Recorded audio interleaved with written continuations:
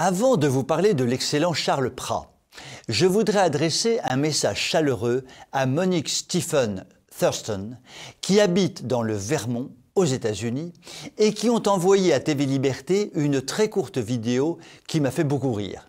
On y voit leur chien, un chien magnifique d'ailleurs, appelé Wilbur, qui écoute la musique générique de ma chronique en l'accompagnant d'une sorte de mélopée tout à fait étonnante du style « Ouh ».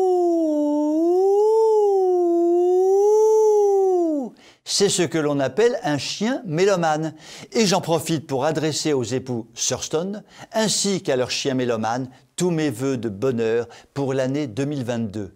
Vœux que j'adresse également à toute la magnifique communauté TV Liberté avec l'espérance de voir les locataires de l'Élysée prendre leur clic et surtout une grosse claque dans quelques mois et disparaître définitivement du paysage politique.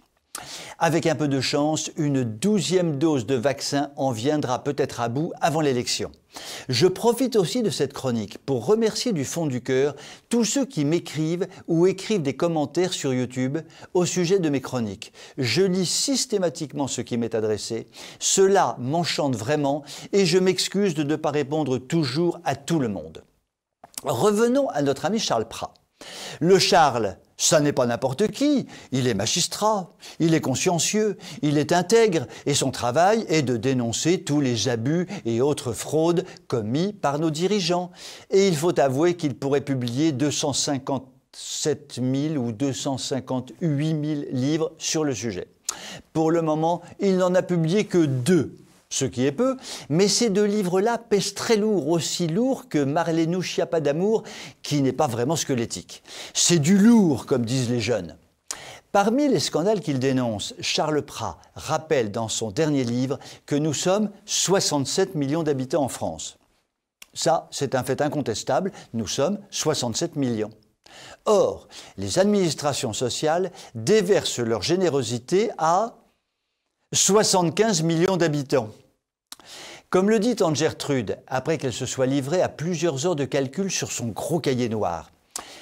75 moins 67, cela doit faire quelque chose du genre 8. La Tata en conclut qu'il y a genre non genré 8 millions de Français qui n'existent pas, mais qui sont honorés par la générosité étatique. Supposons que soit versé à ces 8 millions d'ovnis, par exemple, 1 000 € par an. Cela signifie qu'il y a 8 milliards d'euros balancés dans la nature, comme ça, pour voir, pour rigoler. Tante Gertrude, à la fin de son calcul, a piqué une telle colère qu'elle a jeté son gros cahier noir dans la cheminée et le cahier a brûlé en dégageant une fumée noire qui aurait fait hurler le moindre écolo de passage. Il faudrait quand même qu'elle apprenne à se maîtriser, la Tata. Revenons à notre Charles national. Il explique dans son livre que l'Assemblée nationale a fait un rapport sur le sujet et que ce rapport fait désormais partie des 58 milliards de rapports qui ne seront jamais lus par personne. Il explique aussi que la Cour des comptes a demandé des explications aux administrations et que la Cour des comptes n'a évidemment reçu aucune réponse à ces questions. En revanche, Charles Prat a fait quelque chose de très momoche. À dérape grave, je veux dire comme on dit à Neuilly, il a dénoncé ce qui est à l'évidence un scandale d'État. Et là, il a encouru les foudres de Dupont qui mord le Yéti et il va voir ce qui lui en coûte de braver la toute-puissance dictatoriale de la République. Courage, Charles, le Dupont sera bientôt peut-être en train de faire ses valises et qu'il aille au diable. Je vous souhaite une très bonne soirée.